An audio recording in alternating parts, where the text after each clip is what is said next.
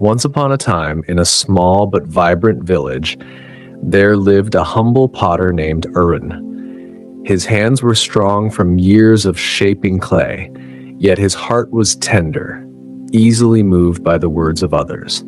Arun's pots were beautiful, but he often doubted himself because of what people said. When his neighbors praised his work, Arun felt like he could mold the very sky into art.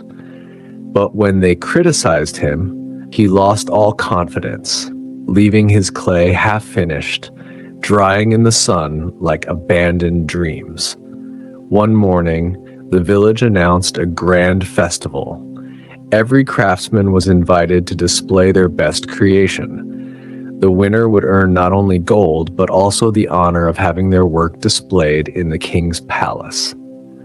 Excited, Arun began shaping his finest pot, one he believed could tell the story of the earth itself.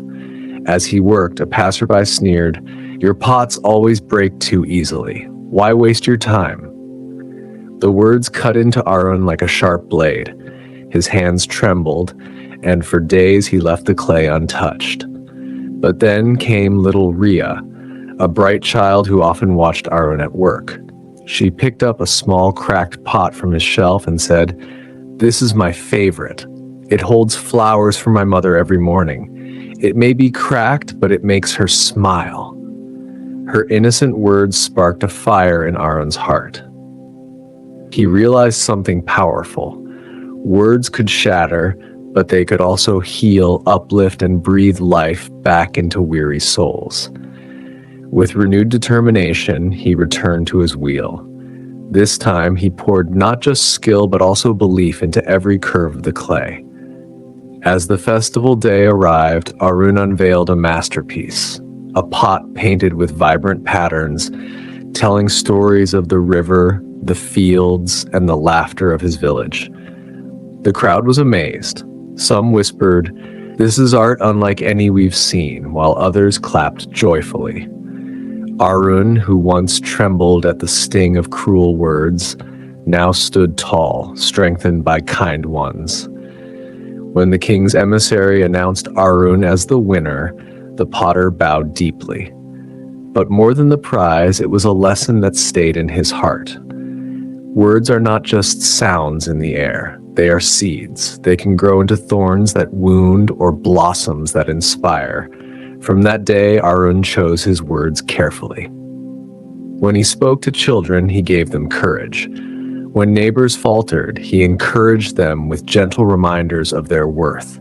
His village flourished, not because of wealth or power, but because words became bridges of hope instead of walls of doubt. And whenever Arun shaped clay, he remembered what life had taught him. The hands can craft, the mind can dream, but it is words that either weaken or strengthen the spirit behind both. So my friend, remember this. Every word you speak carries unseen weight.